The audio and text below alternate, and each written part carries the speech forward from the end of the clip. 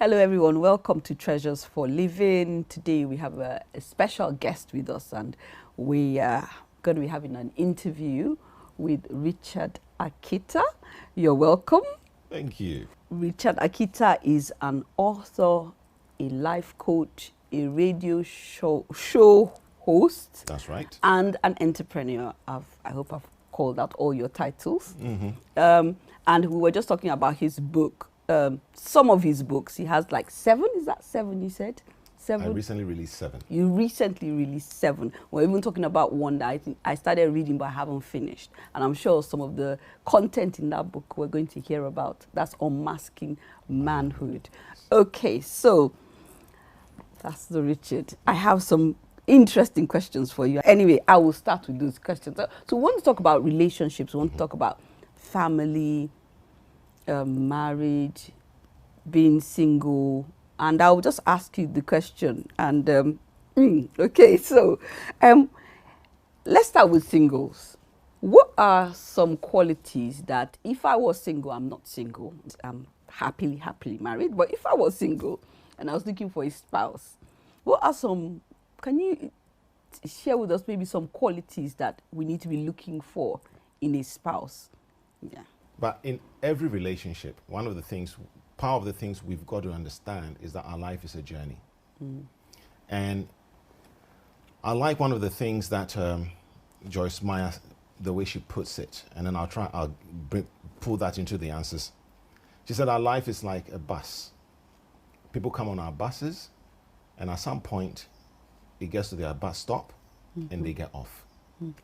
For the person you're trusting God to be on your bus on this life's journey until death us do part, the qualities you need to look for is somebody who has integrity. Okay, so would you say that that's number one?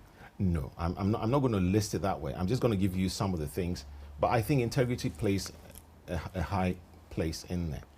Now, I know they must have the same faith as you. They must believe in the same thing as you do. If not, it brings confusion. And the reason why I'm not going to put that as number one, sometimes you might meet somebody, you start dating, and change happens. So whilst I will not encourage you to date outside your faith, it's still something that a lot of our children are struggling with at the moment. So you've got to make allowance and be prayerful about it. So 1, you've got integrity. 2, stay within your belief system. Then I would then say, how truthful is the person? Okay, so that's interesting. So you've talked about integrity. Integrity speaks about character. As far as I'm concerned, it speaks about truth, where your yes is your yes, your no is your no, black is black, and white is white. Then when you say truth, what's the difference between integrity and truth?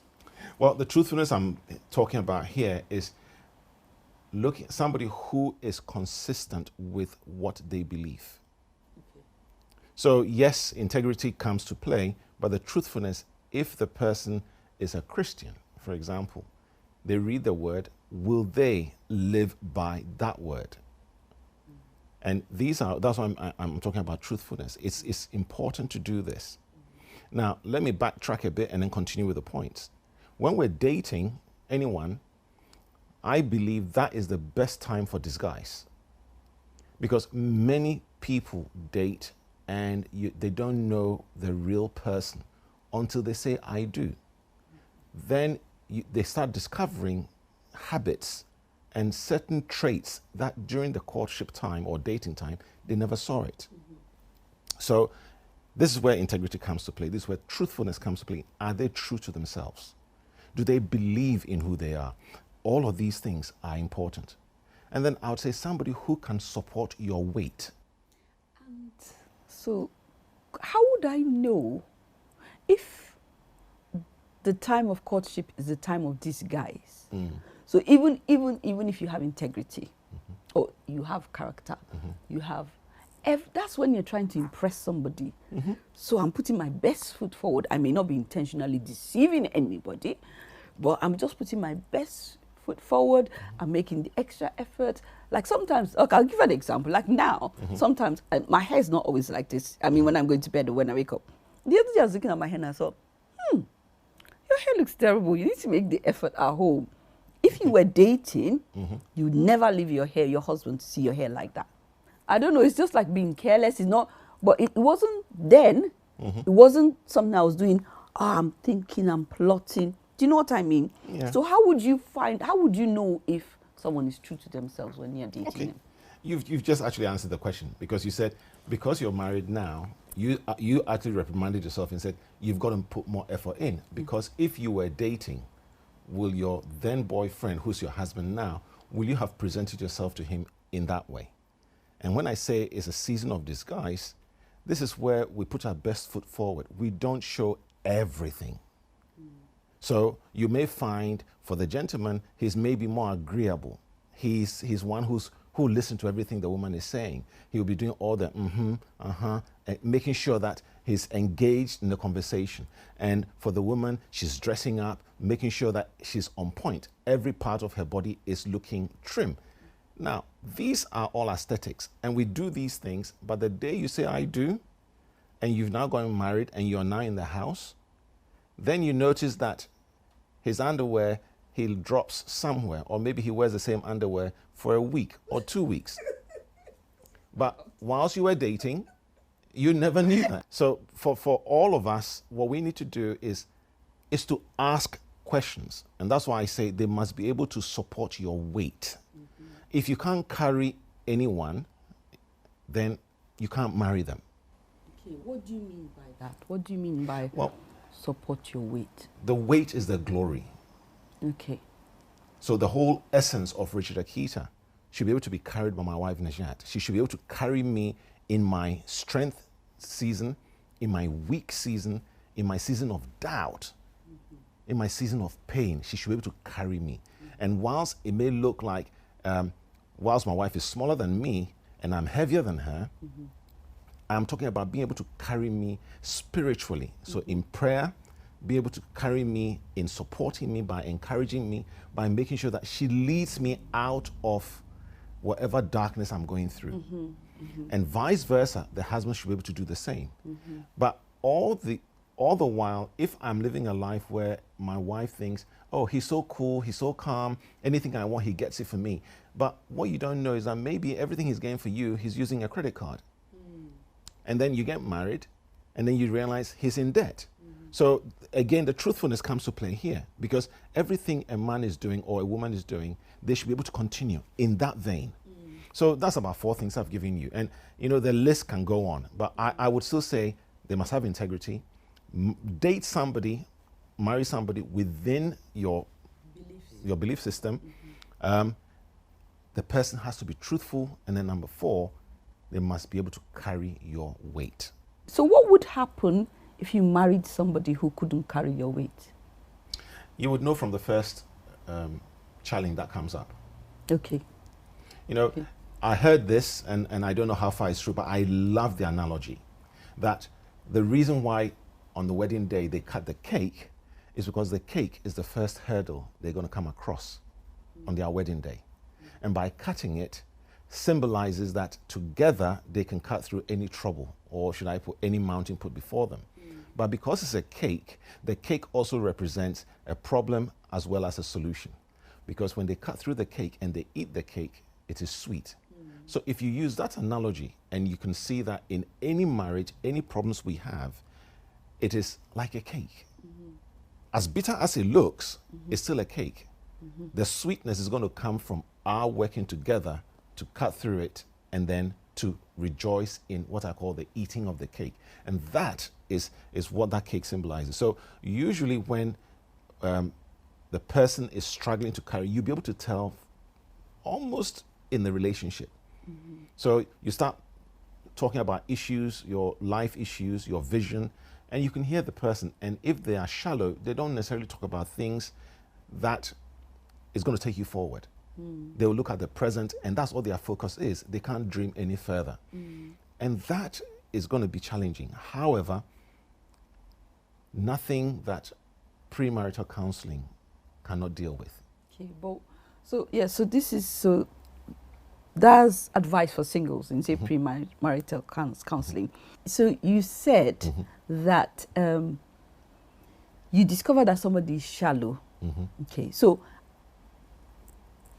if there's somebody watching this and that's where they are now, and they're thinking, I'm going to walk away, I'm going to end this relationship, they can't carry my weight, I'm going to bring it to an end. What advice do you have for them? Well, don't throw the bathwater and the baby away at the same time. So you've heard what I've said, and I'm saying they should be able to carry your weight. But how long is it going to take that person to learn how to carry your weight until you put them in that position? It's trust. When you say put them in that position, explain. In relationships, how often do people tell of the problems they're going through?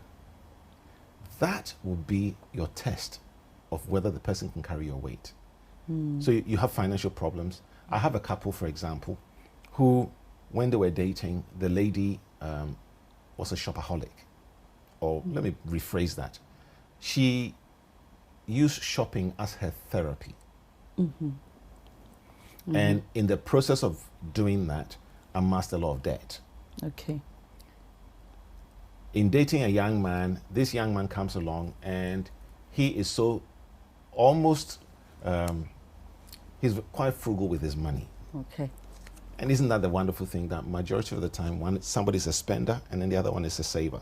I mean, we use something called the Wheel of Life template, where it has finances, it deals with health, it deals with family and friends, deals with your relationship, deals with education, deals with community, deals with your personal development, and deals with your spirituality. So like 8 key areas.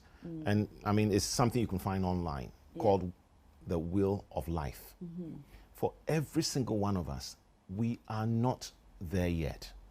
But when you look at your marriage, there are going to be certain areas that he also will be lacking, and you will be the one that's disciplined. So it's the beauty of the fusing of the relationship. So that's that balance we're talking about. Okay, that brings me to my next point. Now we're going to head into... I didn't finish the other point. So let me give you the lady who was in debt. Okay. A shopaholic with a gentleman. Okay. So during the the dating time, the gentleman just asked the woman, you keep buying clothes. How are you supporting this habit? And this was somebody who they just started dating, and he just wanted to know. Not because he was stingy, he just wanted to understand how she was financing this wonderful lifestyle. And when they sat down and did a budget, he then noticed that they both noticed that she was in debt. She knew she was in debt, but didn't know the depth degree or the degree of the debt. And once they were able to establish it, he then said, okay, fine. If you want to change, I can assist you to change, carrying her weight. And so he asked, there's something he said that I think I like, if you want to change. Yes. Because sometimes it's also possible that the person might not want to change. Exactly. Okay. And before they even got married, both of them were debt-free. And so far in their marriage, they would borrow money to use for things, not just to finance unnecessary, yeah, okay. Unnecessary things. Okay. So thank you for watching Treasures for Living. May God bless you, and hopefully you've been stirred, encouraged, and you've gotten some practical advice to help you in your relationships.